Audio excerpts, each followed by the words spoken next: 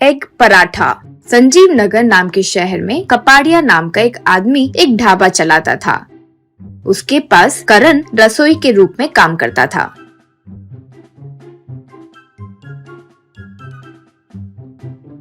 एक दिन करण करी बना रहा था तो कपाड़िया उसके पास आकर करी का स्वाद चख कर, करी तो स्वादिष्ट है, बाकी के आइटम्स भी अच्छे से बना रहे हो ना, अच्छे से बनाओ, लेकिन कल से मैं तुम्हें जो सामान दे रहा हूँ उन्हीं से खाना बनाना होगा। तुम जो सामान लाते हो वो कोई काम का नहीं आएगा, ठीक है ना? यूं कहा करण। ठीक है। यूं कहा। अगले दिन से कपाड़िया कम दाम पर ही मिलावटी सामान लाकर करण को देने लगा। कुछ दिन वो इस्तेमाल करने पर करण को ठीक नहीं लगा तो एक दिन कपाड़िया से, आप जो सामान ला रहे हैं उससे खाना स्वादिष्ट तो नहीं बनेगा, साथ ही साथ कस्टमर की सेहत भी खराब हो रही है। यूं कहा। तब कपाड़िया, मेरे लाए रेशन पर खराब नाम डाल रहे हो और तो और कस्टमर्स की सेहत तो खराब हो रही है ऐसे बोल रहे हो? चुपचाप मुंह बंद करो और काम करो, नहीं तो निकल जाओ। यूं कहा करण। मैं ये सामान के साथ यहाँ काम नहीं कर सकता हूँ, निकल रहा हूँ मैं यहाँ से। कहकर वो ढाबा छोड़कर चले गया। करण घर पर दुखी होकर चुपचाप कुछ सोचते हुए बैठा था। उसके पास उसकी माँ उमा आकर, क्यों रे ऐसे हो, क्या हुआ, क्या सोच रहे हो, यूं पूछी। तब करण, मेरी नौकरी चली गई माँ। यूं कहा। उमा, दुखी मत हो रे, एक गई तो दूसरी मिल जाएगी, वरना तुम खुद से कुछ शुरू करो, यूं बोली। तब करण, निवेश के लिए पैसे भी तो चाहिए ना, होटल हो या ढाबा हो, शुरू करने के लिए तो बहुत पैसे लगते हैं, वो कहाँ से लाऊंगा? बोलना तो आसान है माँ। यूं कहा। उमा, इतनी अधैर्यता क्यों है, थोड़ा सा निवेश करके एक बंडी शुरू करो। तुम्हें एक पराठा बनाना अच्छे से आता है ना, पराठा बनाओ, एक नई बंडी पर पराठा का व्यापार शुरू करो। मैंने कुछ पैसे बचाए हैं वो दे दूंगी, फिक्र मत करो, यूं बोली।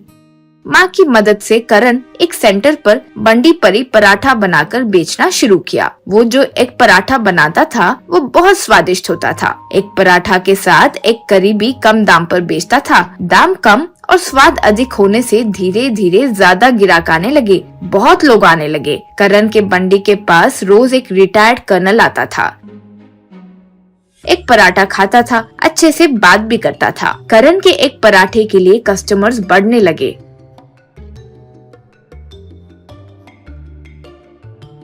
कपाड़िया को करण का यूं आगे बढ़ते देख बिल्कुल पसंद नहीं आया। करण का नाश करना होगा यूं सोचकर करण का एक पराठा एक करी बहुत खराब है यूं प्रचार शुरू किया। वो स्वाद के लिए अंदर कुछ मिलावट करता है और वो सेहत के लिए हानिकारक है ऐसे भी कहने लगा।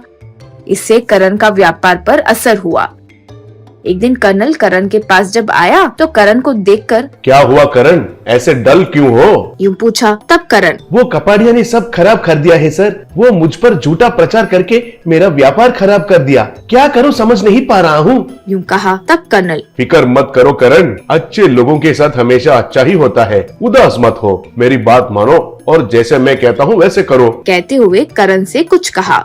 फिर अगले दिन से करण अपने पराठे बंडी पर एक बोर्ड लगाया। उसके ऊपर लिखा था कि आप जो पराठा खा रहे हैं उसका स्वाद और क्वालिटी देखकर आपके हिसाब से ही पैसे डब्बे में डालिए, यूं लिखा था। तब से करण उसके पास एक पराठा एक करी मिलाकर खाने वाले लोगों से हो या पराठा खाने वाले लोगों से कभी पैसे नहीं लेता था। खाकर लोग उनके हिसाब से ही डब्बे में पैसे डालते थे। गरीब लोग बिना पैसे डाले खाकर चले जाते थे, तब भी करण उनसे कुछ नहीं कहता था। कुछ लोग तो पराठे के दाम से ज्यादा ही डालते थे। फिर से करण के एक पराठे के ग्राहक बढ़ गए। उस एरिया में करण के पराठे के लिए अच्छा नाम होने लगा। करण एक पराठा का स्वाद बहुत फेमस हुआ और गांव में या पड़ोसी नगर में भी नाम बढ़ने लगा। इससे करण जल्द ही अच्छे से कमाने लगा।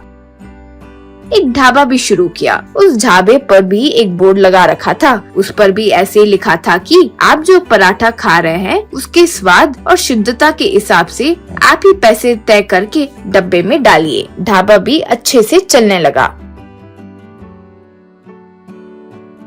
करण की तरक्की से कपाड़िया के ढाबे का दिवाला निकल गया और कपाड़िया गांव छोड़कर चले गया।